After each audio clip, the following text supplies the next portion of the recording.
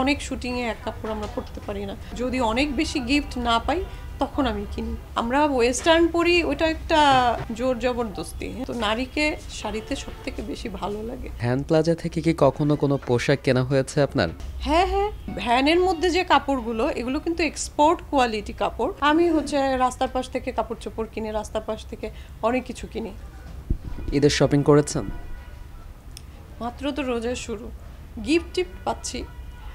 নিজে শপিং করা না, এমনও হয় যে সারা মাস গিফট পেতে পেতে এত পরিমাণে গিফট জমে গেল, তখন আর মনে হয় না যে আর কি কিনবো, হয়েই তো গেছে।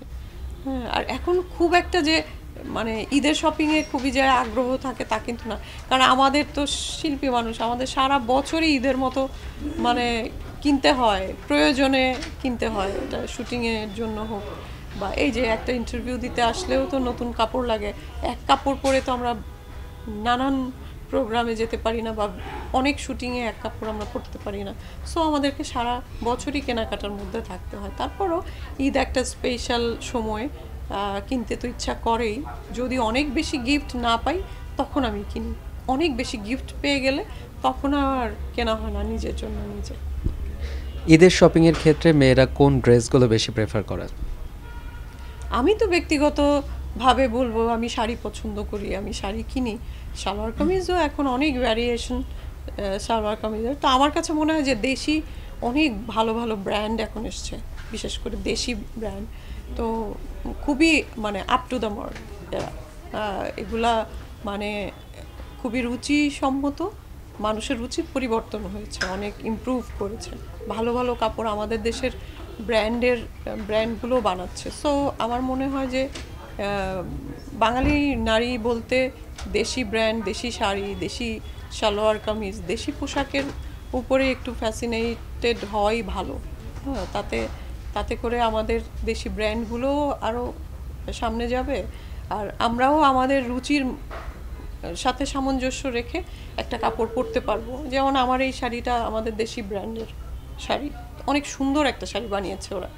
তো এটা যদি বাইরে থেকে আসে, এটার উপরে সবার ফ্যাসিনেশনটা 3 গুণ 4 গুণ বেড়ে যাবে, কিন্তু এটা হওয়া উচিত না। আমরাও এখন অনেক ভালো ভালো কাপড় বানাই। তো আমরা ওয়েস্টার্ন পরি, ওটা একটা মানে জোর জবরদস্তি। হ্যাঁ, আমরা কিন্তু খুব কমফোর্ট ফিল করি না, যদিও আমাদেরকে মন্দ লাগে না, কিন্তু আসলে শাড়ি পরলে যত সুন্দর লাগে একটা বাঙালি মেয়েকে, কোনো কাপড়ে কিন্তু অত সুন্দর লাগে না। এটা চিরন্তন সত্য। শুধুমাত্র বাঙালি মেয়ে না, বাইরের দেশ থেকে কেউ এসে যদি একটা শাড়ি পরে, ওকেও কিন্তু অনেক সুন্দর লাগে। তো নারীকে শাড়িতে সব থেকে বেশি ভালো লাগে। তো দেশি ব্র্যান্ডগুলো ভালো কাপড় বানাচ্ছে, আর শাড়ির প্রতি যেহেতু মেয়েদের ফ্যাসিনেশন বেশি, তো দেশি ব্র্যান্ডের কাপড় কালেক্ট করা ঈদের জন্য আমার মনে হয় এটাই উচিত হবে সবার। দেশে অনেক ভালো ব্র্যান্ড তৈরি হয়েছে, সেই সঙ্গে অনেক শপিং মলও তৈরি হয়েছে, কিন্তু ভ্যান প্লাজা থেকে কি কখনো কোনো পোশাক কেনা হয়েছে আপনার? হ্যাঁ হ্যাঁ, হয়। অনেক মনে করেন যে রাফ ইউজের জন্য যে কাপড় অনেক সময় হঠাৎ করে চোখে লেগে যায়, কিন্তু কারণ এই ভ্যানের মধ্যে যে কাপড়গুলো, এগুলো কিন্তু এক্সপোর্ট কোয়ালিটি কাপড়। সামান্য কিছু খুঁত থাকে হয়তো, বা ওরা নিজেরা বলে দেয় যে আপু এটা খুঁত আছে, এখানে এটা আছে। ওটা অত ধর্তব্যের মধ্যে না, বোঝাও যায় না।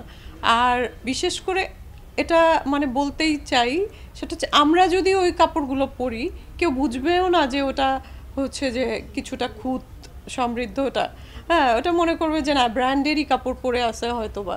তো চোখে যদি ভালো লাগে, আমি যদি ক্যারি করতে পারি, তো সমস্যা কি? ভ্যান প্লাজা থেকে কিনলাম, বা এই হচ্ছে মাল্টি স্টোরেড ইয়া থেকে কিনলাম, এটা আমার কাছে এগুলা কিছু ভ্যারি করে না।